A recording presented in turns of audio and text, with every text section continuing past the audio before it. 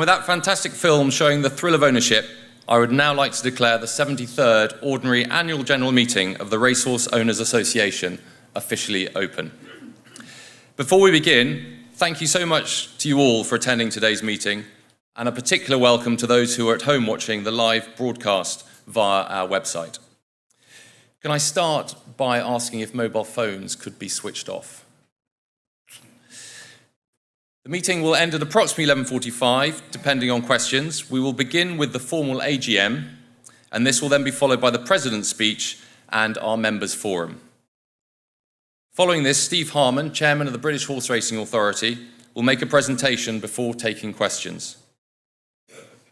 For those of you that have booked, lunch will follow a champagne reception kindly sponsored by SIS.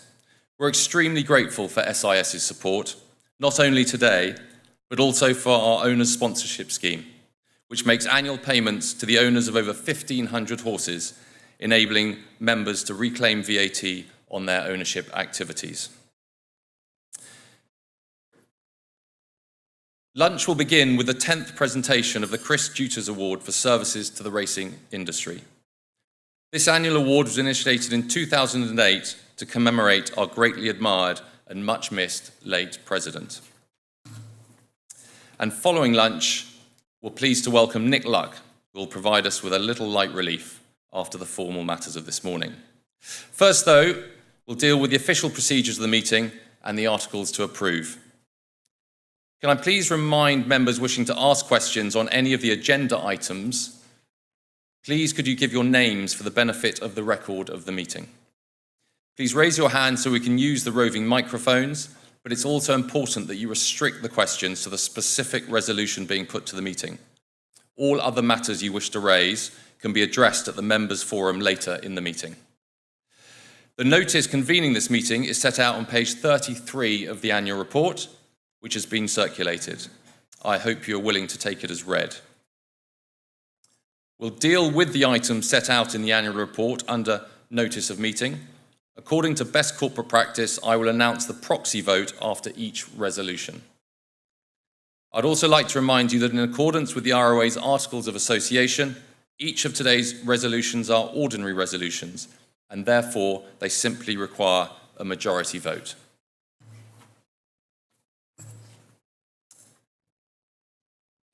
Item 1 is to receive by way of ordinary resolution the nominations for the board for President, Nicholas Cooper, and Vice President, Alan Pickering, for the coming year.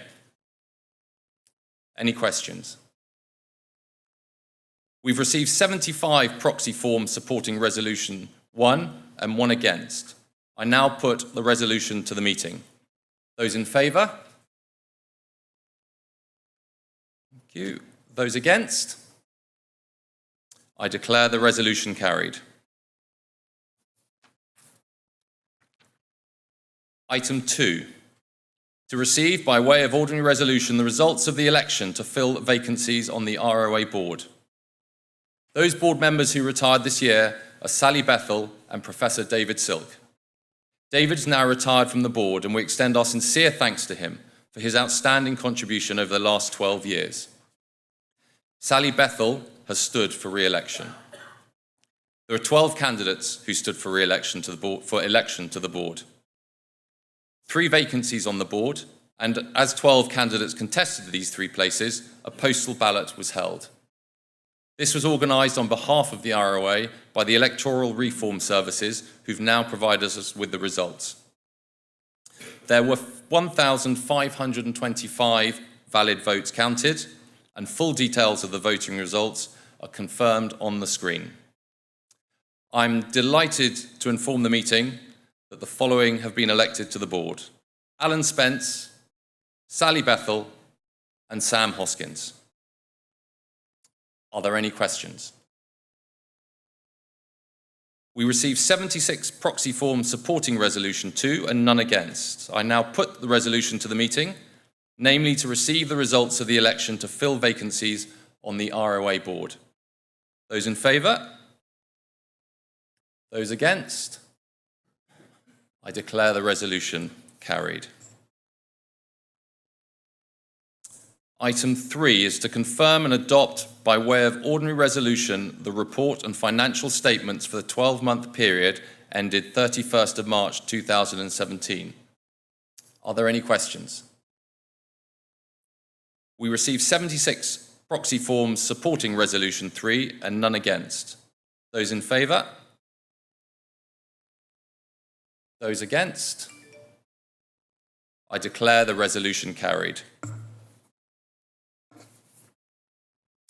Item 4, to appoint by way of ordinary resolution RMS UK Audit LLP as auditors in accordance with Section 485 of the Companies Act 2006. Are there any questions? We received 76 proxy forms supporting Resolution 4 and none against. Those in favour? Those against? I declare the resolution carried. Item 5, to authorise by way of ordinary resolution the ROA board to fix the remuneration of the auditors. Are there any questions? We received 76 proxy forms supporting Resolution 5 and none against. Those in favour? And those against? I declare the resolution carried.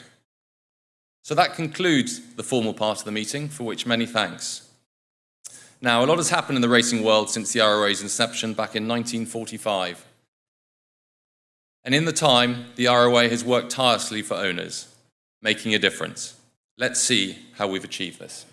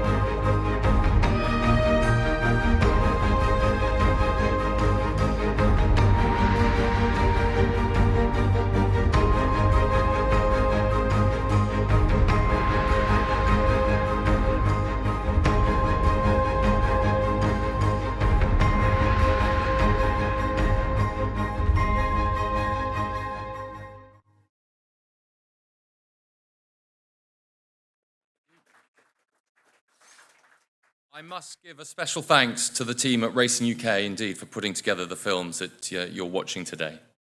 Now, we have been making a difference, but there's still a long way to go. And I'd now like to invite our President, Nicholas Cooper, to address the meeting.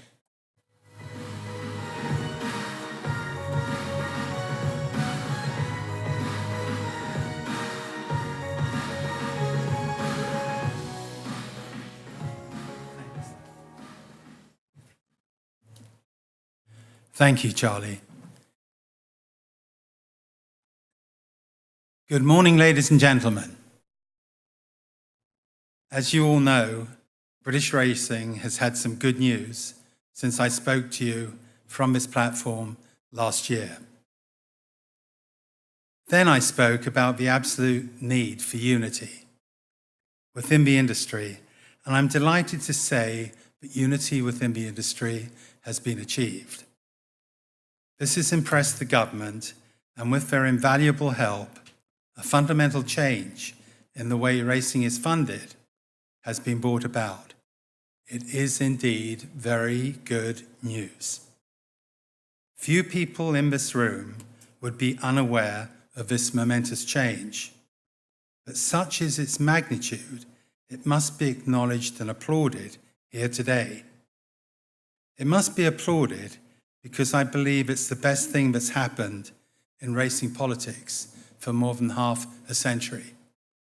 50 years, it's a long time.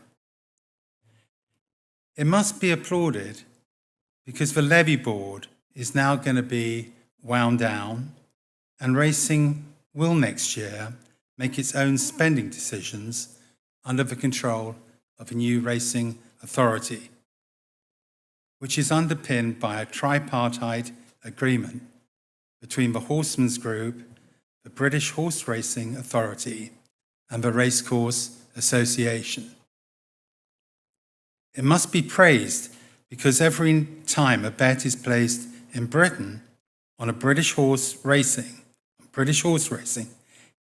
irrespective of where it is processed, there's a 10% levy imposed on the gross profits earned by that bet, subject to a £500,000 threshold by each operator.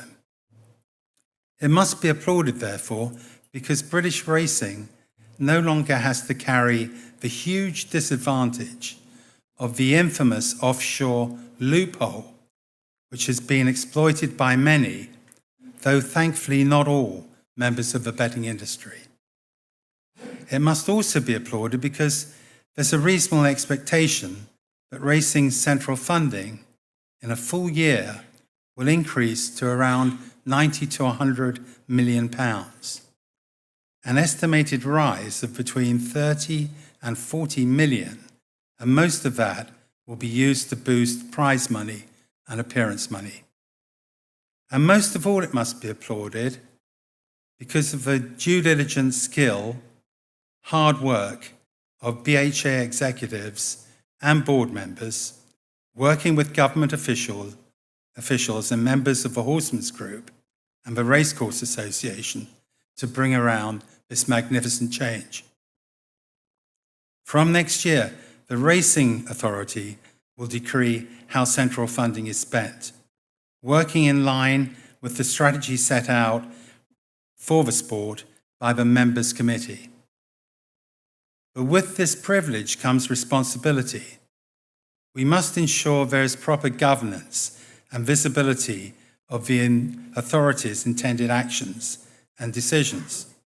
We must also ensure we comply with the government's wishes to improve the grassroots of the sport. It is with this in mind that a major initiative will be implemented early next year. That will set out to benefit the small everyday owners and the numerous trainers, jockeys and stable staff who mainly operate on the domestic level of racing. The plan is to create an appearance money scheme targeted at races run above minimum prize money values for Class 4, 5 and 6 races, paying down to 8th place. It means more money directed at the middle and bottom end of racing, where now many owners win little or no prize money and therefore have nothing to cushion their substantial costs. It is a fact that owners of horses of modest ability see on average recovery of only 8p in every pound spent on their costs, compared to an overall average across the sport of 26 pence. This must change, or the decline in numbers of owners will continue. But this initiative will not only help racing at grassroots level, It will also help bookmakers and racecourses, whose fortunes are clearly interwoven with those of owners and horsemen.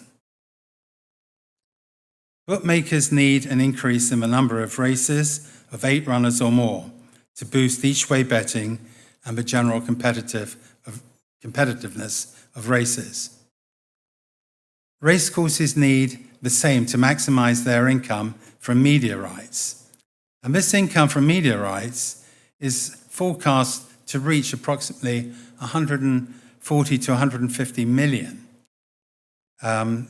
level for next year.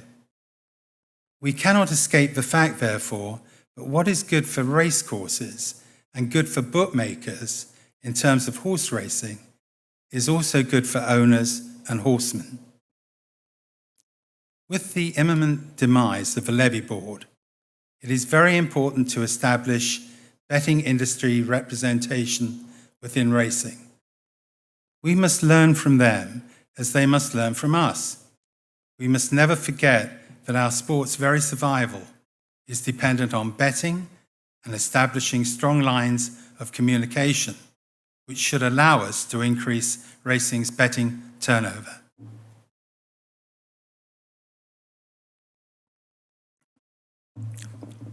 Never has this been as important as it is now.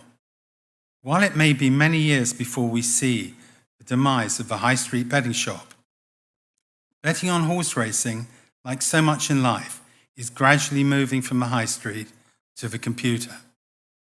Increasingly, we see online betting inclining towards low margin, high turnover business. With racing's income dependent on gross profits and therefore betting industry margins, we have to seek advice from our bookmaker friends as to how we can grow turnover to offset this decline in margins. On which point, there is the not so little matter of Betfred's exclusive pool betting license expiring next year. For some in this room, I know it might go against the grain to see racecourses putting together a consortium to launch a pool betting operation. Some will remember the huge but abortive efforts made in the past for racing as a whole to acquire the tote. Some will remember how instrumental the ROA was in this process. But in reality, a racecourse consortium, albeit one without probably Ascot, Chester, Bangor and Chelmsford, is probably the most expedient way the racing industry can achieve its long-term goal of gaining ownership rights over a large section of the pool betting market, while delivering an important liquidity. This will be a difficult task for the racecourses, and in the new spirit of unity, we must wish them well. As we have seen with the enormous sums of money racecourses are now getting from the sale of media rights, the sensible approach for owners and horsemen is to ensure that there are always binding prize money agreements with the courses, so we are assured of a fair share of whatever money is received. Key to the success of the racecourses venture will be the selection of the right technology partner and the hardware and software infrastructure behind the pool betting system. We know that eventually the real jackpot is about enfranchising the off-course market through online betting. But this objective is more likely to be achieved if a solid foundation is first created by building up the tote on course and establishing a proper brand. Just how many competitors the Racecourse Consortium will have when they push the button next year is anybody's guess. We must pray it's not too many. It would be self-defeating if numerous new operators were granting licenses and ending up competing for a part of what is now a fairly small betting market. We must also hope that major bookmakers see this as a development that allows them to build on the part they now play to facilitate pool betting through their shops, rather than give way to any temptation that they will themselves also become pool betting operators. With the staggering growth of digital technology, there is now the perfect environment to establish a meaningful tote operation in the country, though ultimately it will be British punters with their fixed odds mentality who will have the final say. And it'll be those same British punters who, understanding the love of horse racing as a perfect betting medium, whose support we must continue to garner as the racing industry approaches its brave new world. A new world of unity, government support, and a far better deal for owners and horsemen. Thank you very much.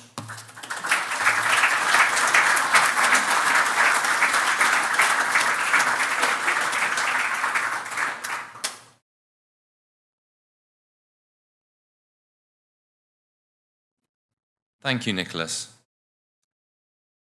It is now the chance for our members to pose questions to the ROA board. Just to remind you, please, that before asking a question, if you could give your name for the benefit of the record of the meeting.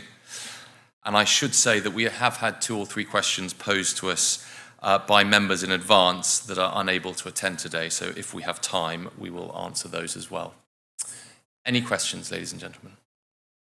Asked at an earlier stage, but I've only done my homework during the course of the meeting, so I was unable to furnish myself with the necessary information. On the accounts, I notice that the operating surplus has decreased by a considerable margin from 271,679 to 66,148. Yep. And therefore we have a corresponding surplus reduced from 297,655 to 87533. That obviously is something to be applauded rather than criticised, but I would be interested to know how the money has been spent. Absolutely. Delighted you've asked that question because that was one of the questions that was sent in advance as well. Paul Duffy, Chairman of the Audit Committee. We were expecting that question. Anybody who likes figures would have picked that out. So the Audit Committee, by the way, is responsible for overviewing the audit. Can you hear me? Can you hear? That's better. Okay. So I'll start again.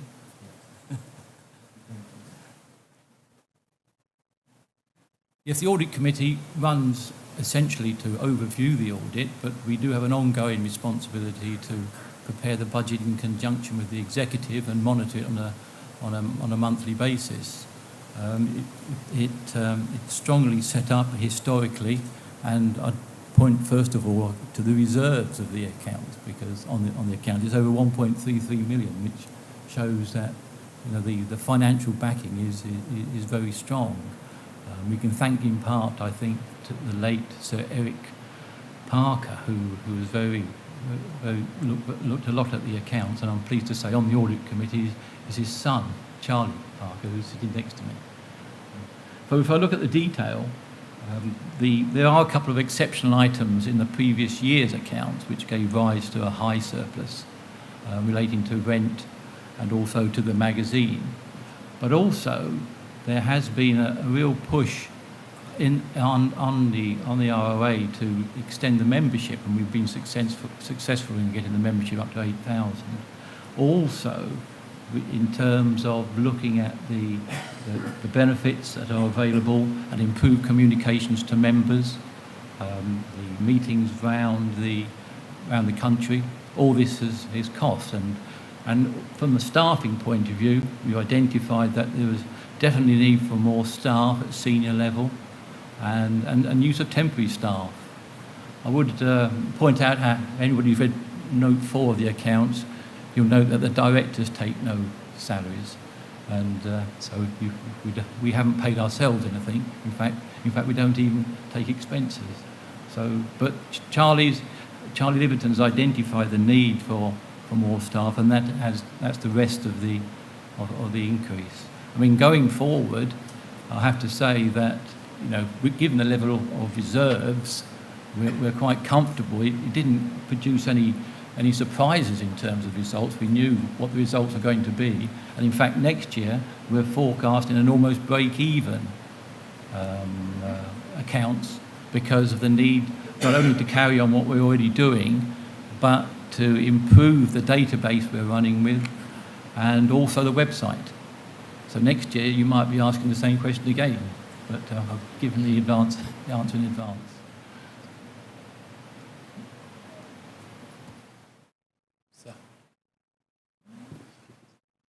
Peter Cundall, retired. I'd like to bring up the subject of parade ring safety. We saw on the film someone nearly getting killed.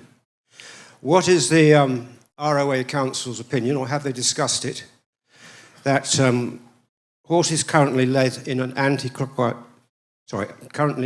clockwise system, the horse's hind legs can swing out and kick someone in the middle of the paddock.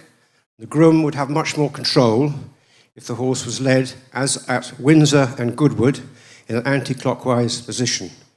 I'm very concerned at the moment. There seems to be very little control on the number of people who are allowed into the paddock.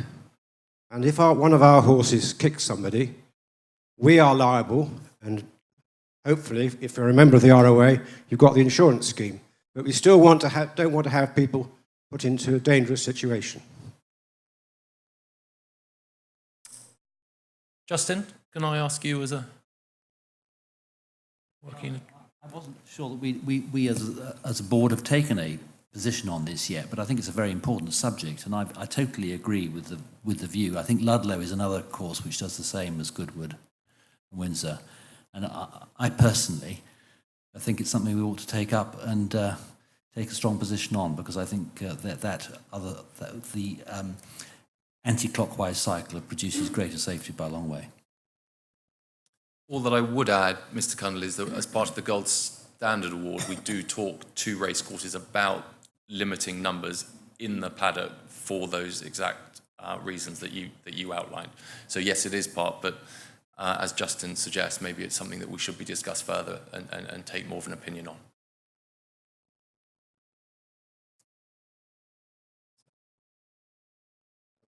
Cohen. I'd like to ask a question, really a follow-up from that. With the increasing growth of fractional ownership and with larger syndicates, how many members of a syndicate do you think is appropriate should be in the paddock? And how many do you think the course should actually be reasonably giving free lunch to?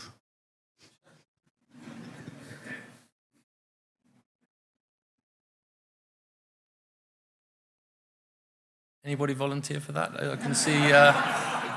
Alan, would you like to, as chairman of the Gold Standard Committee, to... I don't mind having a go at that one, Mr. Whaley-Cohen, that as the joys of ownership and the expense of ownership are spread ever more widely, we are seeking to play fair by sole owners and syndicate owners.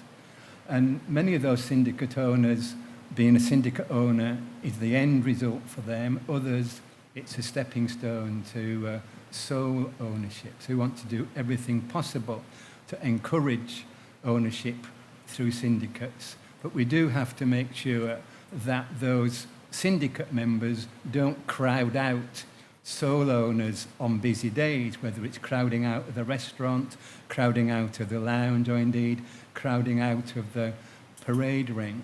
We are having discussions with the major racecourse groups and indeed with individual racecourses to see how we can accommodate growing numbers of syndicate owners, particularly on quiet days when there are facilities that are going begging and could provide a very convivial environment for syndicate members to enjoy the fruits of racehorse ownership.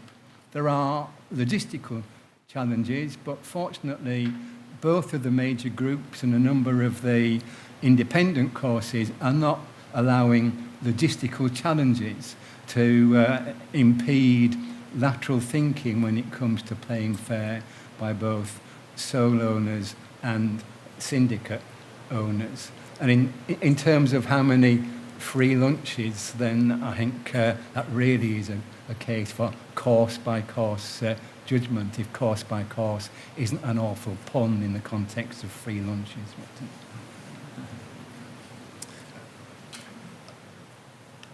Ladies first, if I may. Thank you. Charlie, hi, Emma Berry. I just wanted to ask, after the recent EHV cases in Yorkshire that effectively brought 2 yards to a closure for a certain time, is there any work being done to protect owners who might be affected by such an occurrence in the future? David Silk, if I may put that one your way.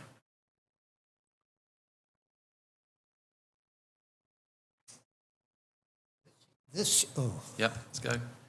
This year hasn't been a very good year for the equine herpes virus. I mean, for the virus, it's been a very good year, but for the horsemen, it's been a bad year. And, of course, we are very minded about this for a number of reasons. And the Equine Infectious Disease Fund, under the auspices of the Animal Health Trust in Newmarket, is responsible for investigating and managing as best they can these outbreaks. They're potentially very dangerous. They're quite capable of bringing the sport to a halt. And I've taken a particular interest in this infection. It's not dissimilar to shingles that we get. That's a herpes virus, herpes zoster. And as part of my investigations, it became clear that a funding gap has existed for the work in this area at the Animal Health Trust. And Nicholas Cooper and Charlie and I have attended meetings at the Levy Board to discuss this. The Levy Board are advised by the Veterinary Advisory Committee. And I'm pleased to say that they have permitted, and your board have agreed, that we should make a very small additional contribution to fill this funding gap up. And it amounts to the huge sum of 25p extra on what we pay on entry fees. But this very small contribution will allow us to make sure we've got a proper reserve fund to deal with any equine infectious disease outbreak. And this is really very important in my view. There's a second part, I think, to your question, however, and that is what can we do about the equine herpes virus? The one we're concerned about is equine herpes virus 1, and I'm sorry to be a bit technical about this. Currently, we don't have an effective vaccine against equine herpes virus 1. This is the virus that causes neurological disease and obstetric problems, abortion, etc., etc.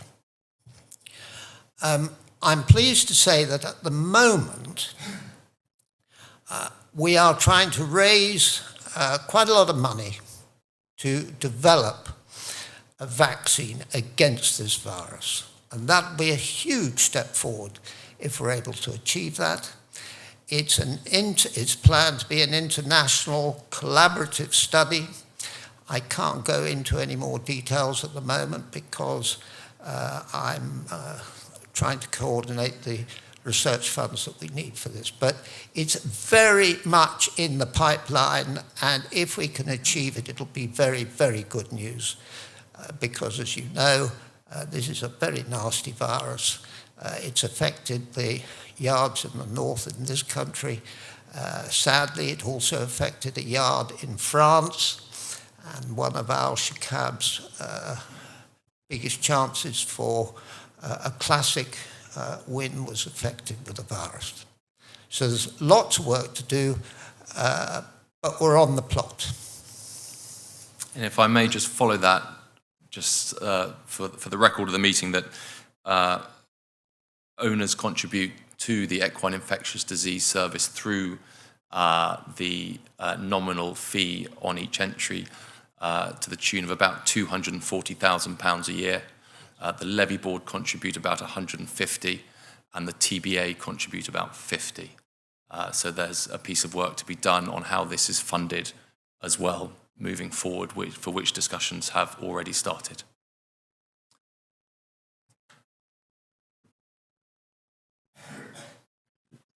Yes, David Brocklehurst, Charlotte Stud. I've got a couple of questions. My first relates to the prize money agreement. And I was just wondering why the 4 that haven't signed up in terms of what is their reason for not signing up if Ascot, York and Goodwood, etc. can so sign up. And my second question relates to the pool betting. And I quite understand the reason the President gave for dissuading or deterring the crystal ball optimists. But I was a little bit concerned as to how the bookmakers could be persuaded that facilitating pool betting through their shops was actually in their interests. It seems to me that's asking turkeys to vote for Christmas. Thank you. Thank you. If I may, I'll take the first question with regards to why the 4 courses have not signed the prize money agreements. The prize money agreements were rolled over for this year. Historically, they were signed a number of years ago, and the reasons at the time, I'm afraid I'm not aware of what the personal reasons are. However, we are about to renegotiate the prize money agreements that will become effective of January the 1st, 2018, and it's our sincere hope that all racecourses in the United Kingdom will sign, or in Britain, I should say, rather, will sign one of these prize money agreements. I hope that times have changed, water's gone under the bridge, and that we're rather more united in our approach to things. But in terms of the actual reason, I'm afraid I can't allude to that. In terms of pool betting, Stephen, may I ask you to? My way. Yeah. Wouldn't claim to be an expert on pool betting, but as I understand it, the bookmakers currently take a lot of the more the exotic pool bets. The Scoop 6, for instance, is popular through the bookmakers. So it's those sorts of bets that currently are channeled through the bookmaker outlets as opposed to the standard win or place that are more course-centric.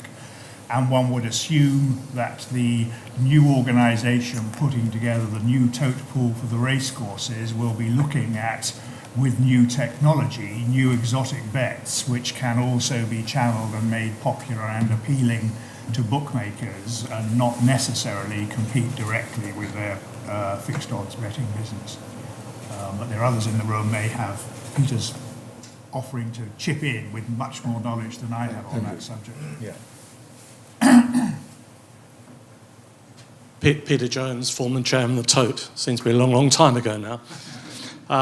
Obviously, I applaud the efforts of the racecourses to take the challenge that we sadly missed out on 10 years ago when the industry was trying to buy the Tote. There is a logical reason why bookmakers like the exotic bets, because the margins are upwards of 15%, whereas their margins on simple SP bets are well under 10%, the composite margin probably being around about 8 or 9%. So there's a logical reason why bookmakers might support us. They have done in the past primarily through the place pot, which is a very, very lucrative bet for all concerned and very popular with punters. The difficulty is there might be a temptation for some bookmakers to run their own place pot pools, and this will be obviously a danger to us. Otherwise, I think Nigel Roddice, who's heading up the industry effort on this, is very conscious of the need to develop exotic pools. Not so easy, though, because there's a lot of marketing investment in that, and Scoop 6 was only effectively got going with the cooperation of Channel 4, and ITV, I think, will find it much more difficult to support an industry pool bet. Thank you. Charles Braithwaite. The survey suggested the website and communication could be improved. Can I ask what's been done to address that?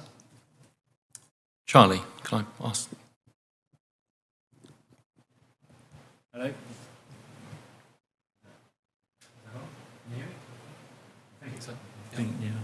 Yeah, that's better. Sorry. Okay, so as chairman of the membership committee, I'm pleased to report that we now have more members of the ROA than we've ever had before. The previous high watermark was achieved in 2008, and we have almost 5% more than that today.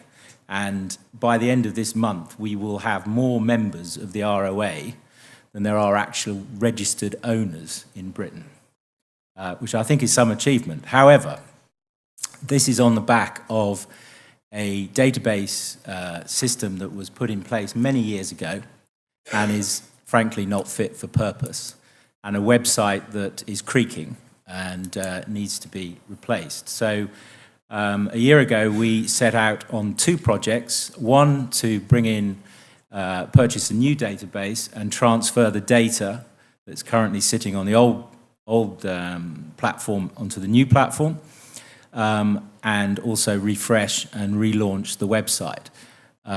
The data issue has been held up by some legal ramifications with the ownership of the data. As you probably may have encountered in other walks of life, this is an area full of man traps. However, we're very hopeful that we've now reached agreement, and we will now be able to start to populate the new platform and launch the database within the time frame that we set ourselves at the first project. Alongside that will come the launch of the new website. I think it's important to note that the achievements in terms of the membership, the retention and the sale of memberships has been against the backdrop of these tools not being in place. And we very much hope and are very confident that when these two vital pieces of vital assets for the organisation are up and running, we'll be able to make even more progress with regards to expanding our membership base.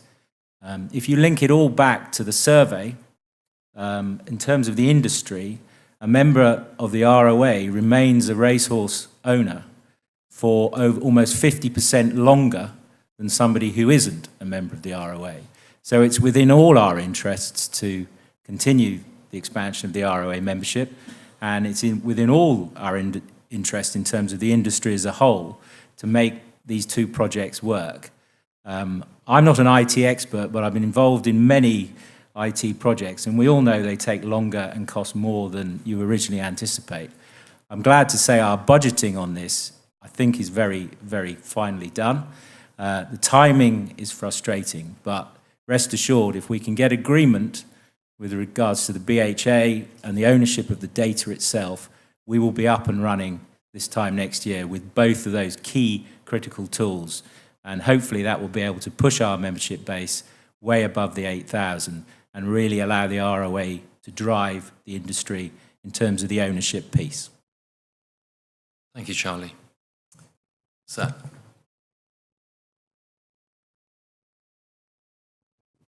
Julian Nettlefelder.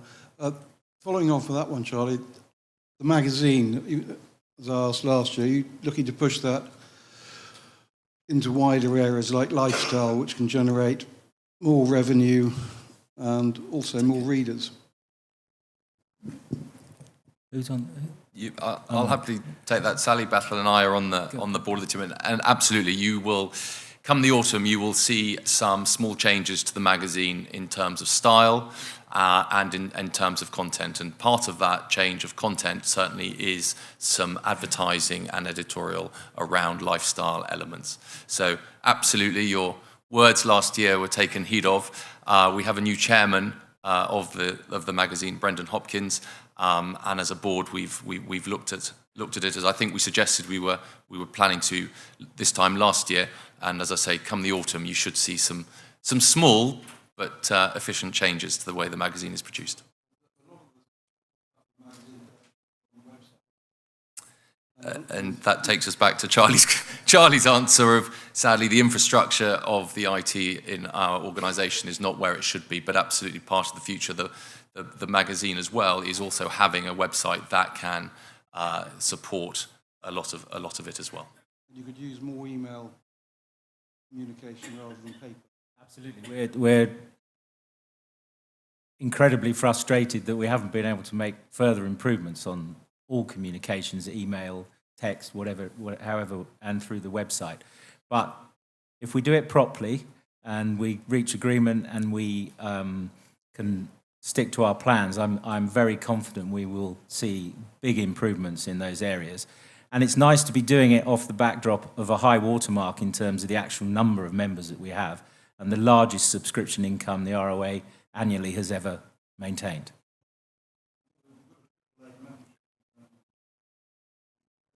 Certainly the demographic is very exciting, and although we're a not-for-profit organisation, it is very enticing, yes. If I may, that's the 20 minutes we allotted up, but if there is a further question, otherwise I will move things on. So thank you very much indeed, ladies and gentlemen, for your questions. I'd now like to ask the Chairman of the British Horse Racing Authority, Steve Harman, to come to the rostrum. After his presentation, Steve will be delighted to take any questions from the floor.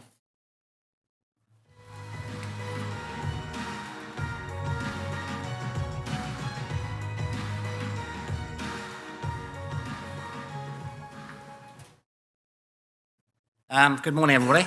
I'm going to spend about 10 or 12 minutes or whatever it takes. Normally I don't write my speeches, but I was told this time I've got to write it because I'll make some mistakes otherwise. I've got Nick in the room. Any difficult questions, he'll answer those. So Nick and Charlie felt it would be helpful for me to set out briefly where I feel this great industry is right now and touch a little on the opportunities and challenges over the coming years. And then we'll get into a Q&A and hopefully get some good participation. Now, I apologise if some of you heard this before, but I thought I'd just start off by saying how I got into racehorse ownership. So a number of years ago, when I was about 39, so 2 years ago probably, myself and 4 other friends had saved enough pennies to buy a racehorse. So we thought, right, we're all living in the southeast then, and still are now. And so we phoned a few trainers. 1 or 2 trainers returned our calls. Most didn't, but that was a long time ago. And Simon Dow in Epsom was the most enthusiastic. So we went along, saw Simon. In those days, he had 50-odd horses. We gave him a very modest budget, and off he went to have a look, try and find us a horse. About 3 weeks later, I was up in the Yorkshire Dales with my family having a cottage holiday, and Simon tracked me down, which was amazing. And I'll come back to that in a minute. And the previous day, we'd just been to Catterick Races. And at Catterick Races, we had a picnic with the young kids, and before a maiden filly race, a horse called Shining Dancer lost control. Basically went across the racecourse, nearly destroyed my pork pie, nearly killed a few people, and ended up still actually starting and coming, well beaten last. And that following day, Simon calls me in this Dale's cottage, as I say, having tracked me down, and he said, I've found just the horse for you, Steve. This is just the horse. She cost 250,000 guineas at the yearling. So all the breeders in this room will recognise this story. They're all in the back row, by the way. And she's been a tad disappointing, but she's a really good prospect. So I was starting to get introduced, not being a racing man, into some of the classic lines you get heard. And as you guessed it, I said, what's her name? And she's called Shining Dancer. So I said, well, absolutely no way. She nearly destroyed the picnic. She prefers Scotch eggs to stalls. I mean, at the end of the day, there is just no way. So end of phone call. A couple of days later, I thought, hang on, this is just a huge coincidence. First time I've thought about buying a horse. So I rang him back and I said, let's do it. This is just such a massive coincidence. There's got to be God's shining on us here. We've got to be doing something right. So anyway, off we went, and we bought Shining Dancer pretty cheaply. And she rewarded our impulsiveness by being beaten in the next 4 races by a combined 125 lengths. So, we're all new to racehorse ownership. Anyway, the good news is about a year later, she came good at a good price at Windsor in June 1996. That's how long ago it was. She won at 20-1, back down from 40s. We had a few quid on. And we won 2 and 6pence in a microwave. So having shelled out, we literally did win a microwave. So having shelled out £20,000 by that stage, I knew that a microwave was a pretty good return. So I did really understand about prize money in those days. Anyway, that's all the waffle about how I got it. That's a true story, and Simon Dow enjoys those pictures very much. Right, the more serious stuff. It's 3 years now since I addressed the ROA, which was then in my first year of the job. I'm still absolutely humbled to be in this role, and humbled is a difficult word sometimes. And something, as somebody who's a bit of an outsider to racing, although I'd loved horses and racing since the age of about 20, I was an outsider. And I've worked with a number of sports in quite a few countries, in America, in Asia, and this country. I have to say, absolutely unreservedly, I just love this sport, and I love this industry. I was thinking the other day when I was thinking I've got to say a few things today, some of the people I've met, and I'm not going to name names, but I met a horse physiotherapist a few weeks ago who has 6 months left to live. He's 42, and he's terminally ill, and he spends all his days looking after horses still today. I've had youngsters who've suffered injury and who've come from difficult backgrounds. Of course, all our stable staff who get up at 5 o'clock in the morning, if not earlier. It's an incredible sport, and if you look across all the sports that I've worked with, I've never come across a sport like this, full of heroes and heroines. In 2014, I addressed this audience, or a similar audience, and shared 4 major aims or priorities for this industry. And I just want to reflect on those 4 aims. I was very clear about those aims. Number 1, the need for a strategy for the industry, a clear strategy, what then became called the strategy for growth. We had no strategy. Number 2, the need for one governance structure in the sport. Number 3, the need for strong leadership across the sport from a good base, and also on the BHA executive and the BHA board. And number 4, the need for our position as an industry with external parties where we punched at the right weight. Westminster, corporations, sponsors, bookmakers, and others. So where are we? The industry roadshows led by Nick Rust, who's over there, and the tripartite teams earlier, Stephen Atkin is here and many others, earlier this year, covered a lot of detail on the progress of where we are. So I'm not going to go through the detail of all and the repeats of all the headlines and the granular detail, but I just want to cover some of the big points. So number 1, the strategy for growth. In simple terms, the industry had no strategy. A precondition of any support was the need for a coherent strategy. And as you know, in 2014, a huge number of people, nearly 300 people inside and outside the sport, came together to work on this strategy for growth. And let me just cover quickly the progress on these elements. One of the elements of the strategy for growth was around integrity and regulation, which is an absolute table stake, as the Americans call it, for any business. So we brought in Paul Stevenson, who's probably one of the best policemen this country's produced, and under Nick Rust's leadership, when Nick came in, we ran a very broad-ranging integrity review involving well over 150 people. And in short, from a pretty good base, we've refreshed and developed our intelligence gathering, our betting analysis, our disciplinary and judicial processes, drug detection, and case management. And we continue to bring in cutting-edge resourcing and technology. I've been lucky enough to work with security services in America and in Europe and in parts of Asia, and I do believe now, when we compare our work with security services, we are in a good place. We are now seen by many sports as go-to for advice, but we will always have bumps. A regulator always has bumps, and under Nick's leadership, and very much supported by our members, we are now hungry to learn and steal best practice from security and judicial services. And we are much more transparent and open about what we get right and what we get wrong. Second part of the strategy for growth, the horses and equine welfare. From a strong base and with great teams throughout the country, we've refreshed our leadership in the BHA under Nick's leadership with a Director of Equine Health and Welfare, David Sykes, and we are developing the next stage of equine research, welfare, lifetime monitoring, drug policy implementation, on-course management, etc. This is a far-ranging review, and the horse absolutely does come first. People, a lot of action, a lot of noise, a lot of news around people. People are lifeblood.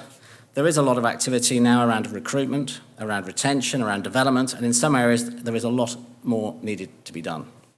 But there are some good early signals, and you'll see more acceleration over the coming months. Growth. Now, any industry that hasn't got a growth agenda is managing decline, just gets no support. Politically, from investors, from sponsors, from participants. If you haven't got an ambitious but realistic growth plan, you are history. And we had 4 growth pillars in the strategy for growth. All of those growth pillars were around participation: betting, owning, breeding, viewing, spectating. And all are making progress. And the members have decided recently to refresh that growth platform over the next few months. Some indicators, and I won't go through them all, are starting to turn in the right direction. And these were covered in great detail in the industry roadshows, where you can see the actual figures which support that the industry is turning. And I also have to say, I think the ITV start has been encouraging and positive. So that's the number one, a clear strategy for the sport, a strategy that's being refreshed by the members over the next few months. The number 2 absolute must for this industry was a single governance structure. Now, crikey, when we talked about that 3 years ago, just look at how important that's become in sport since I mentioned it 3 years ago. FIFA, athletics, tennis, cricket, and the list is long in terms of governance screw-ups right the way across sport. So one governance structure, it has been an absolutely critical enabler. And many people enlightened within racing, and some of you sitting here today I can see, were very keen for us to get into a single governance structure as quickly as possible. And this was also an absolute precondition of support in Westminster. A multitude of governance structures, no support.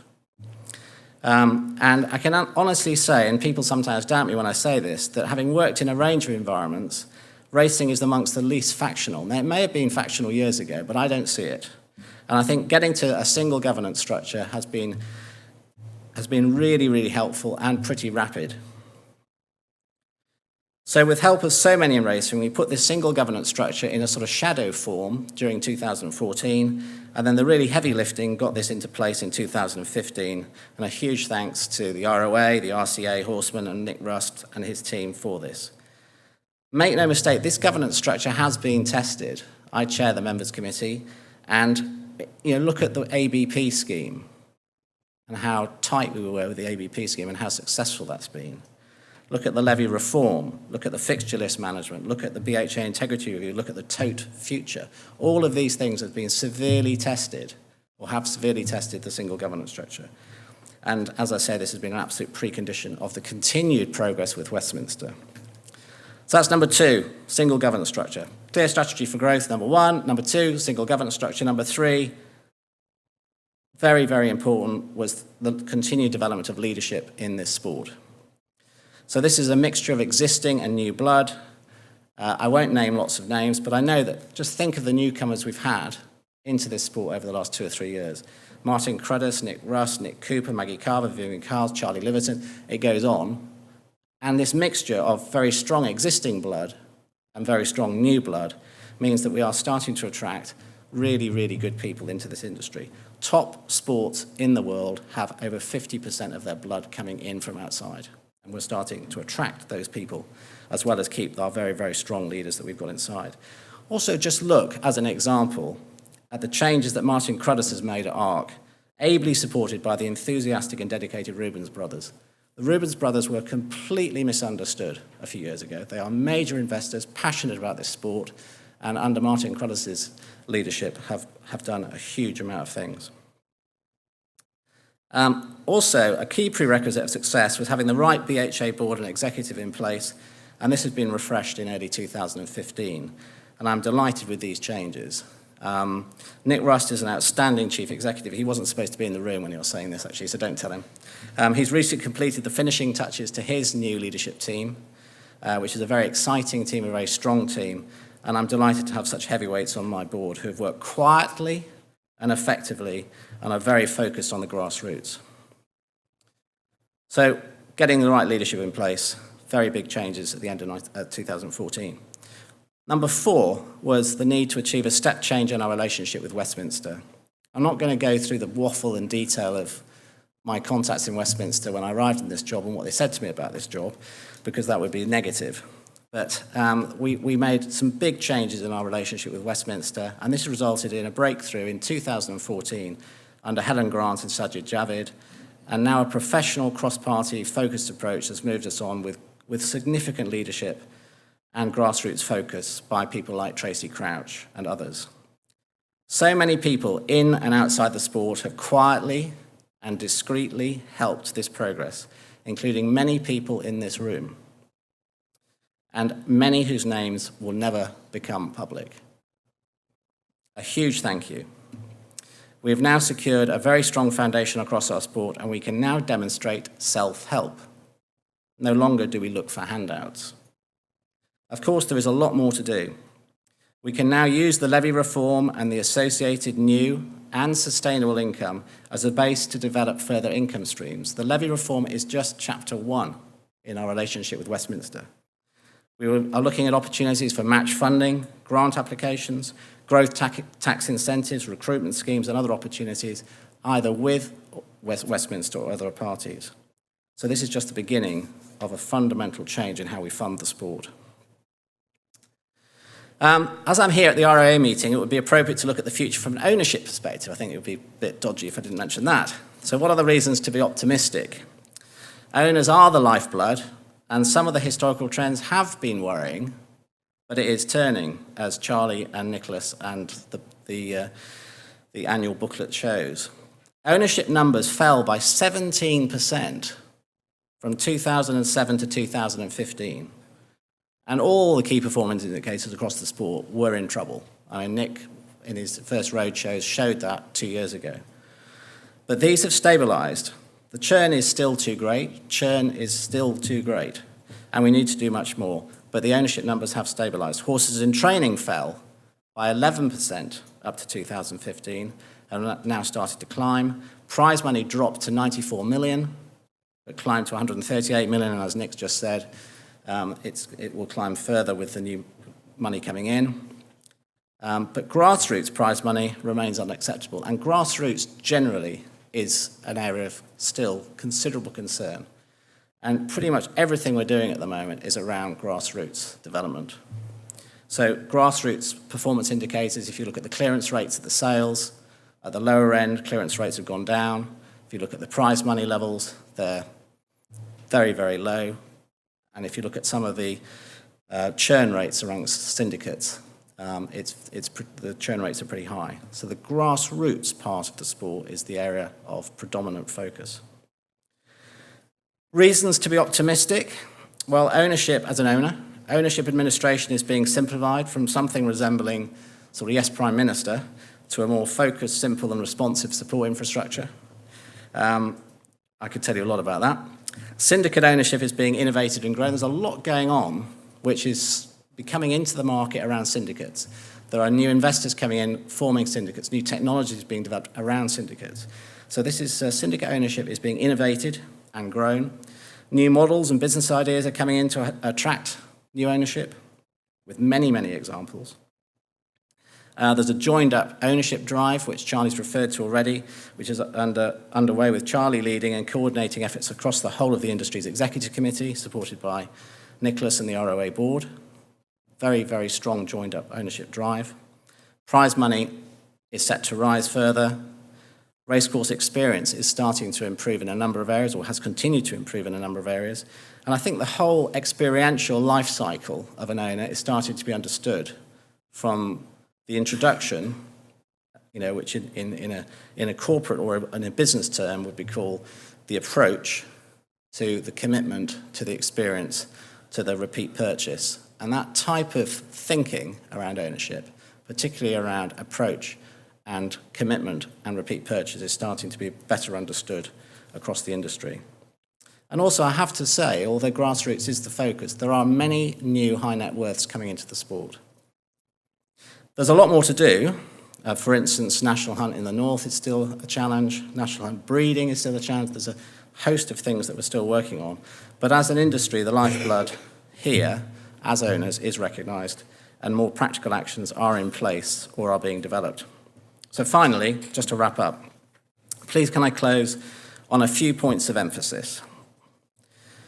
We are investing more time, more money on the horse. Welfare, research, lifetime care. We are accelerating the industry staffing agenda. George McGrath is here. Biggest priority for staff in the industry is with stable staff. We are constantly improving our integrity and regulatory capabilities. We have much greater access to security services people, technologies, and whether it's in security services in the UK or overseas, we have a much better intelligence network and intelligence gathering system.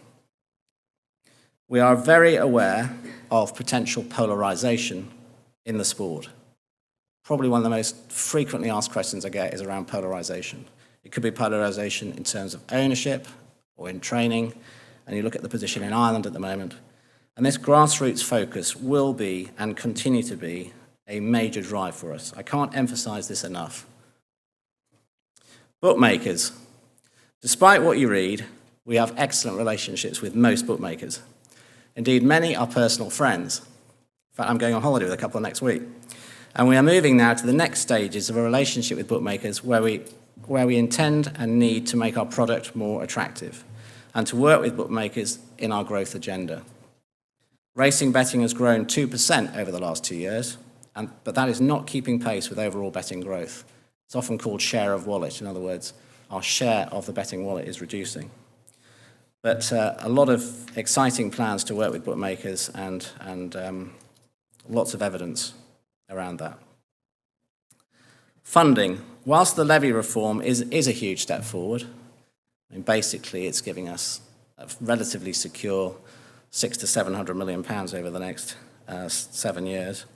This also opens up the next steps of bringing more investment into the sport, as I mentioned earlier. This is just the beginning of getting further investment into the sport.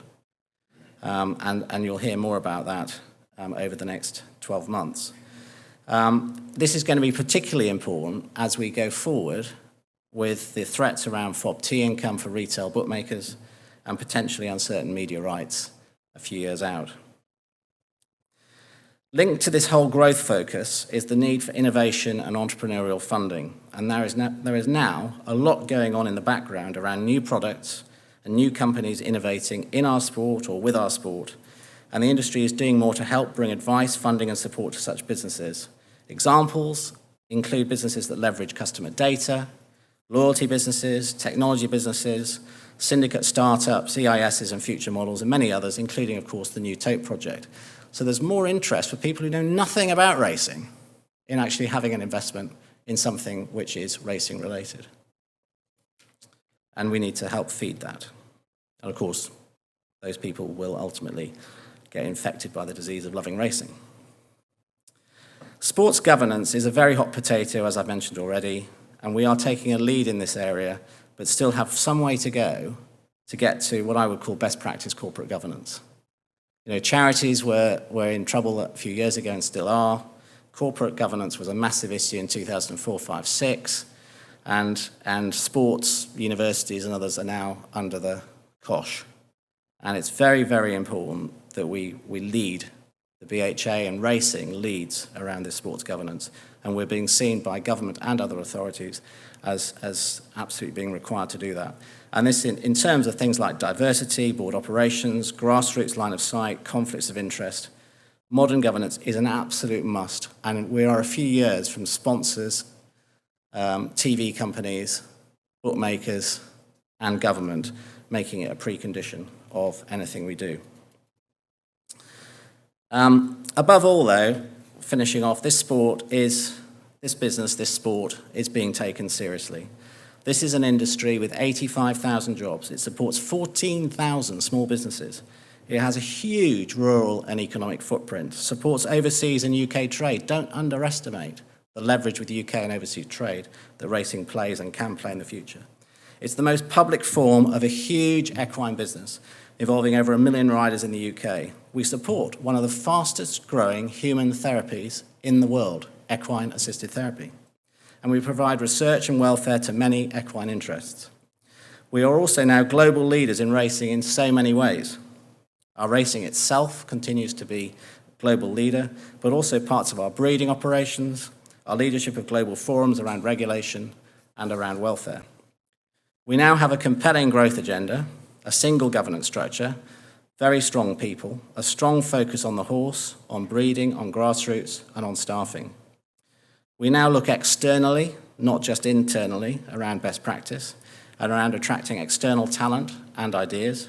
We now matter in Westminster. We have more confidence, transparency, and self-awareness. We are shedding the false perception that we are a white, male, privileged Southern sport. And don't underestimate how difficult that is to shed. We are attracting new talent, new entrepreneurs, and new investors. But being half full is fine, but being irrationally optimistic is not. We will have bumps. We will have integrity bumps. We have a lot of new cases every month. We will have welfare issues, and we've talked about them, both staff welfare and horse welfare issues. We will have immigration issues, big time. We'll have major challenges with FOB-Ts, with Brexit. But the foundations are more solid, and we have some clear opportunities over the coming years to yet further increase the pace by which we can improve the health of this fantastic sport. Thank you.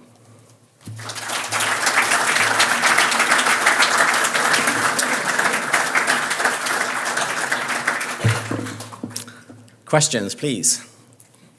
Can we just get a mic?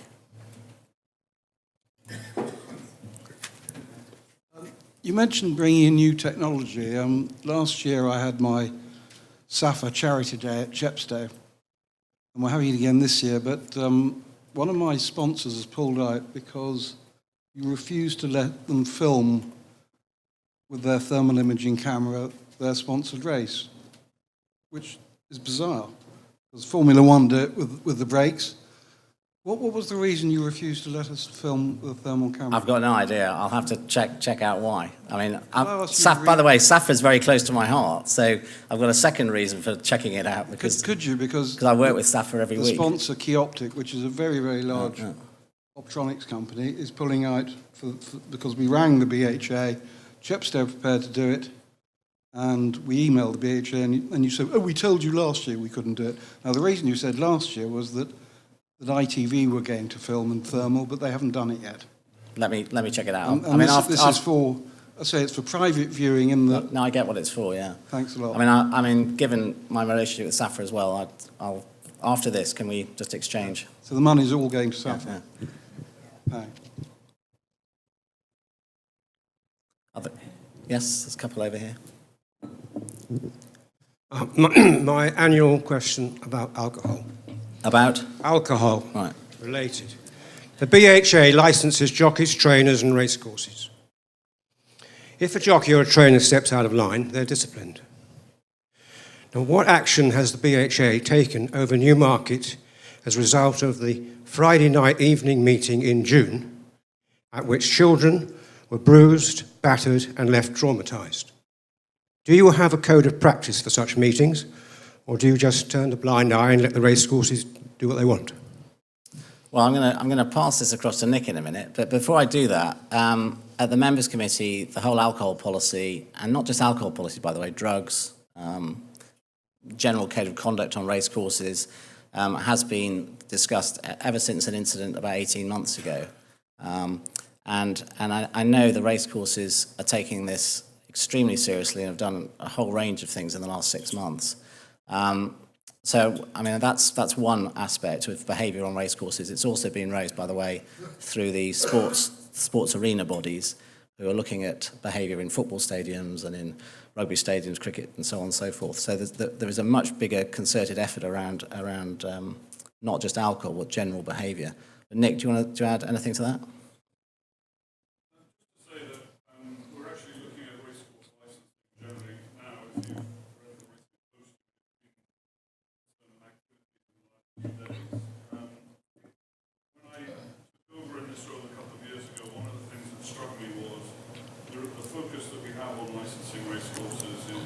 Understandably and quite rightly about making sure that the right conditions are in place for a race, the general instructions, the safety of participants, and in particular making sure that the facilities are right for the horses and that we can operate racing successfully in that way. One of the areas that we don't look at is the one that you've raised. It's not currently within our powers to look at unless it brings a racecourse specifically into disrepute. It's one of the areas that, in reviewing the approach to licensing racecourses, that we want to discuss with the Racecourse Association and the individual courses moving forwards, because the reputation and the safety of people, the reputation of the sport and the safety of people is obviously, as you highlighted, pretty important. So licensing, sensible, light touch but appropriate risk management licensing of racecourses is something very much on our agenda. So wouldn't it be, if you don't control the evening, the concert part of the thing, then surely there should be a gap put between the racing finishing and the concert starting, and having no bars open after the gap has started. Well, I think that's a matter for, there are a number of considerations, one of which is the health and safety legislation. And racecourses are entitled to operate their businesses in a way that they wish to, in compliance with that. They're very mindful of it, and they're subject to that regulation ahead of any regulation that we would undertake in the example that you mentioned. I think that you do have to recognise, and I think the sport is, we've heard a lot today about unity, the sport is starting to understand how it's funded more and more these days. And concert nights, and the amount of people who attend those at racecourses is a significant part of the attendance, a significant part of the contribution for our sport, and they are part of the current funding of the sport. Now, I'm not saying that that gives carte blanche for activities, it doesn't in terms of the issues that you highlight, but I think that we have to move away from the fact that we think that race meetings are going to be run, there's going to be a gap and the concert takes place separately. This is one of the legitimate interests about promoting people going racing and experiencing it, and we hope that some people will pick up the bug for racing and start to come again in the future. But our sport is funded in a very different way to the way that some of us think it is, and I know you understand this. We are generating funds from different places than we would love to think is the case. Many people in our sport think that we should run the sport at top level, Group 1, Group 2, Group 3 racing, and it will all be okay, and we can keep with the traditions. We can't. You know, the age of people in our sport is declining, is increasing, we're not getting younger people involved. We have to adapt, and yes, racecourses need to make sure they comply with legislation around controlling these things, but, you know, music nights and other things are part of the future of our sport. But we'll come back to you with more on that. There were two questions over here and two over there as well. Thanks. Dina Astle. Steve, when you came in at 3 years and spoke to us, a lot of what you said seemed very much like a pipe dream, especially in terms of governance and regulation, and congratulations for what you've achieved there. I wonder if you could talk, however, a bit more about the ownership pillar. I know it's something that has rumbled on in the press over the last 2 or 3 years. I think there's some confusion what it actually is, and I wonder if you could elaborate to this meeting. Okay, I mean, the ownership pillar was, it'll go back 3 years, about 60 people came together inside and outside the sport to look at how ownership could be grown and improved and developed. And there were a number of strands to that ownership pillar. People in this room like Richard Wayman, Charlie Liverton and so on have been picking that up. So the ownership pillar had a number of elements. Some of it was around administration and the need to improve. Some of it was around returns, some of it was around innovation, some of it was around the use of technology and leverage, some of it was around breeding and tax incentives and a whole host of other things, including some of the things like colours. And some of those, as I mentioned in my sort of talk, some of those areas have moved forwards. So for instance, there are a number of new businesses starting to set up around syndication and around developing ownership, and some of them haven't moved as fast as we'd like. And therefore the refreshed ownership, whatever I called it earlier, but the joined up refreshed ownership drive, which Charlie's leading with the help of many others, including Richard and others, has been working for now, how long, Charlie? 9 months? Since the results of the survey last year Yeah. came to fruition, so give or take 9 months. Yeah, 9 months. And I think, you know, this refreshed strategy that I mentioned earlier, or refreshing the strategy, the ownership is a big part of that.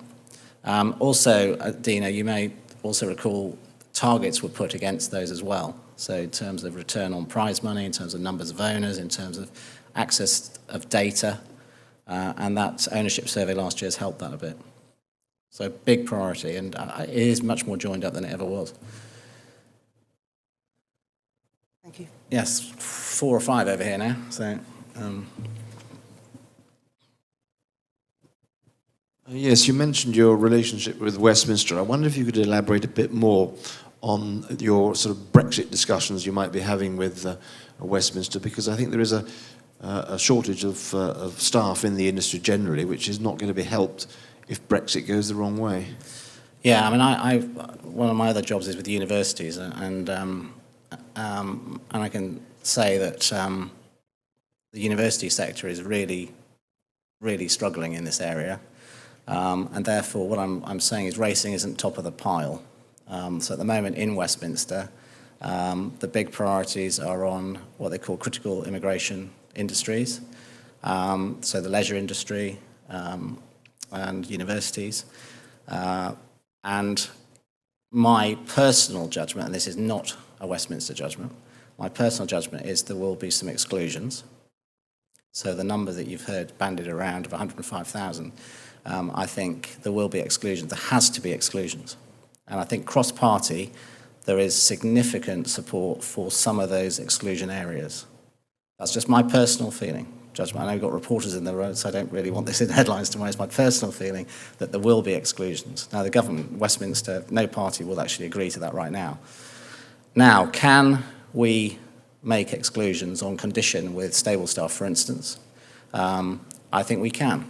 And I think that the position in Westminster across all parties in both houses has always been, when you show us what you're doing to develop UK talent, we'll come to the party.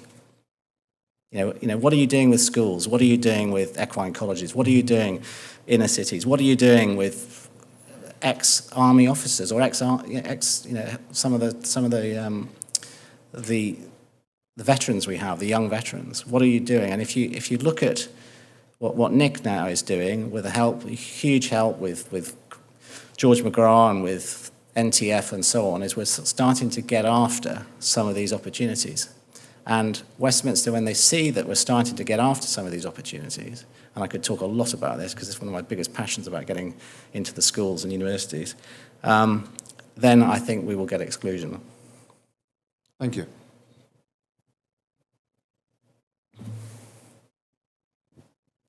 Coming out of the lights, Paul. Hello. Yeah, Paul Dixon, ex-ROA chairman and President and Chairman of the Horsemen's Group, Steve, as you know. I want to talk very quickly about the grassroots initiative. As you know, for many years it was my passion, and it's laudable now that the industry has recognised that and is prepared to do something about it.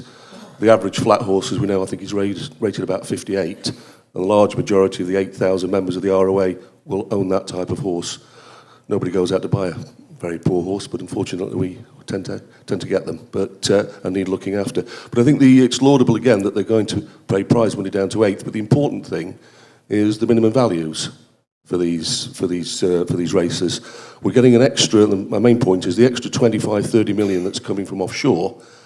Have the BHA looked to ring fence a large majority of that, a percentage of that, 2/3 of that, to go into grassroots racing, so the race courses have got the confidence and the ability to raise minimum values where they're needed in class 4, 5 and 6 races. Okay, I'm going to ask Nick to pick some. I want to say a couple of things. The first thing is the grassroots focus isn't just about prize money, without stating the obvious. The grassroots focus is also about how do we improve the sales figures for the lower end. How do we get make sure that the smaller trainers are looked after, the smaller breeders. This is grassroots across the whole sport. The national hunt breeders, 105 national hunt breeders have left the sport. Most of them have been small. So the grassroots focus isn't just about the horses and the owners, it's also about the whole industry. The ring fence point, an absolute prerequisite of all the discussions in Westminster, and I mean all the discussions in Westminster, was, is this going to go into the grassroots of the sport? Participation in the grassroots. Absolutely critical. It doesn't mean 100%, but a big focus of the new money. And the other point I'd make, Paul, is that the new money creates new money, as I mentioned earlier. The new money actually results in people investing, grant funding, match funding, etc., which will also be grassroots based. Now, in terms of how it works, the Racing Authority is being set up next year to decide where the money goes. and there will be some sensible governance distance between the members' committee, which runs the strategy of the sport, and the racing authority. And that racing authority will be looking at all those aspects. On the final question you asked around minimums, Nick Rust in his speeches in the road shows used a multiplier which was, in other words, basically if you are rated at those sort of levels, 50, 60 on the flat or whatever on the jumps, you should be able to win 3 or 4 races a year and cover your expenses, which of course you can't do today. Thank you for that. I think prize money is the major thing though, Steve, because you talked about stable staff. Prize money filters down to everybody. It filters down to the journeyman jockey, the small trainer who's struggling, the journeyman jockey, and importantly the stable staff. So the minimum value is being raised. It's extremely important to those people that have these type of horses. Yeah, no, I get that. Nick, do you want us to add something to that? Oh, it's just to say, Paul, that whilst there will be additional places, there is going to be an increase to the prize money. So the places is one part of it. Richard Wayman on the roadshows this year highlighted his hope, which we've now converted into policy, tripartite policy with support, a allocation, if you like, ahead of the Racing Authority being in sitting for next year, to try to add £8 million to the middle and lower levels of racing. Some of that is additional place money down to 8th place to help ensure that we encourage runners as well. It's got a motive to encourage minimum levels of runners. But Richard talked about a race being worth £3,500 10 years ago, still being worth that today, and the aim is to push that value up to £6,000, with the majority of that money into the mainstream prize money. So we can expect a growth of 20 or 30% in the minimum value for the winners of those races, if all of the £8 million that we've moved aside is unlocked. There is something I'd just like to clarify today. Just on the economics, and we've heard about from Nicholas 90 to 100 million in terms of central funding. That's an estimate, and we hope that can be unlocked this year. The levy in its current year, the year just passed, was 48 million. So that's the reason for the 40 million increase. However, we should point out that expenditure has remained at 72 million pounds during the last few years. In other words, levy board reserves have been being depleted, and we took decisions as in leadership positions in racing to say we want to maintain prize money until the levy replacement's in. So even if we spent all of the new money each year, rather than rebuilding reserves, we think 90 to 100 million against expenditure of 72. So you're talking about a potential increase of, let's say, 18 million pounds. We need to replenish reserves a little bit. We're probably looking at 15 million pounds, hence why we said we would invest 8 million pounds in prize money for next year. The rest needs to be decided, and we need to start looking at receipts. I'm pleased to say that bookmakers are paying, the money's rolling in, the levy board's doing a good job on that front. But we will continue to try and back up the overall plan that Steve outlined with grassroots prize money, because we know how important it is. Thank you for that. At least you've given people the nice warm feeling that the money will be there, the money is ring-fenced, because the race courses can't get it from, you've got to get it from somewhere. So basically, if that's coming in through this ring-fenced fund, then minimum values can be raised and everybody can benefit. Yeah, don't underestimate the other streams. I mean, I take the point, Paul, but don't underestimate the other streams that will start coming in as a result of this. You know, I know people say, oh, I'll see it when I believe it. There's a gentleman here who's been trying to ask a question, I understand, for some time. So try and get the microphones to you. You've just got a microphone coming to you. Thank you very much. David Fawkes. I'm a member of a rare breed, being a northern racehorse owner. And I'm disturbed at the potential loss of racing at Musselburgh, which of course has been awarded the gold standard. Can you give us any hope that it might continue? Yeah, I mean, that's a very straightforward question. I'm a northern racehorse owner, by the way, as are quite a few people here. Musselburgh is one of my favourite racecourses, but aside from that, we've made it very clear, and Nick's just made the point about licensing, that we have to have good governance in place. And we've made it clear, and we're not going to get into the detail of this, this has been an ongoing discussion with Musselburgh for some time, and this is certainly not a last-minute decision by the BHA. We've made it very clear that a continuation of the licence is conditional on having an proper external governance review. Now, if this meeting was of all the football chairmen, or the rugby chairman, or the NFL chairman, or the sports I know, this would be, of course, you've got to have a governance review, you've got to have proper governance, otherwise your licence disappears. So this is absolutely clear, we're very firm about this, and I'm very hopeful, as we all are, that racing at Musselburgh will resume. I hope so. One more, if there is. I saw a few hands go over here, but if that's answered them. Okay, can we close off now? Is that okay? Oh, Charlie's right behind me. I'm right behind you. Steve, thank you very much indeed.